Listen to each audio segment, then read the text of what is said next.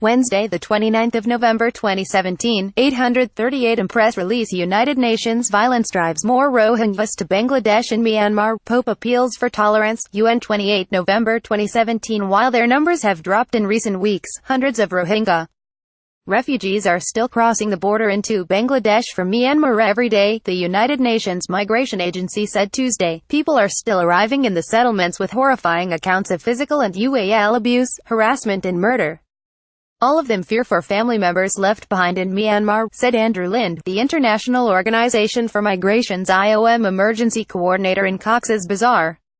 Over the past 3 months, more than 600,000 Rohingya refugees have crossed into Cox's Bazar, fleeing violence and oppression in Myanmar's northern Rakhine state. The most recent influx of some 1,800 in the past week brings the total population of Rohingya seeking safety in the district to more than 836,000. One 30-year-old woman who arrived in the Balakali settlement on Monday with her 5 children told IOM that she fled 7 days ago when her village was burned to ground, saying that while one group of attackers kidnapped people, another set houses on fire. The family hid for 2 days in a nearby village before making their way to the border. She explained that with no access to healthcare in Rakhine state, her husband died several months ago. Like the other refugees, the family arrived with almost nothing to the congested settlement, where the humanitarian response tries to catch up with the vast needs of a desperate population. Concerns raised over water safety, security and fear-mongering on the ground. Meanwhile, the UN World Health Organization (WHO) found that over 60% of water sources tested in the settlements were contaminated with E. coli.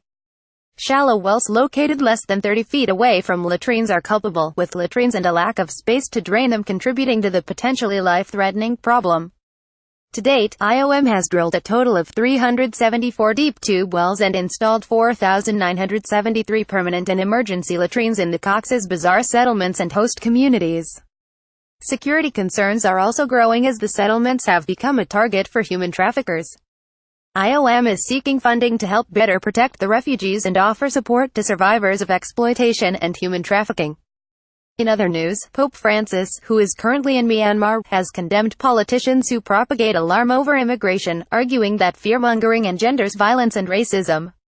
In a message about migrants and refugees that the Vatican sent to heads of state and government before the pontiff's trip, he said, "Those who, for what may be political reasons, foment fear of migrants instead of building peace are sowing violence, racial discrimination and xenophobia, which are matters of great worry for all those concerned about the safety of every human being." After Myanmar, Pope Francis will travel to Bangladesh, where he is expected to meet a small group of Rohingya refugees.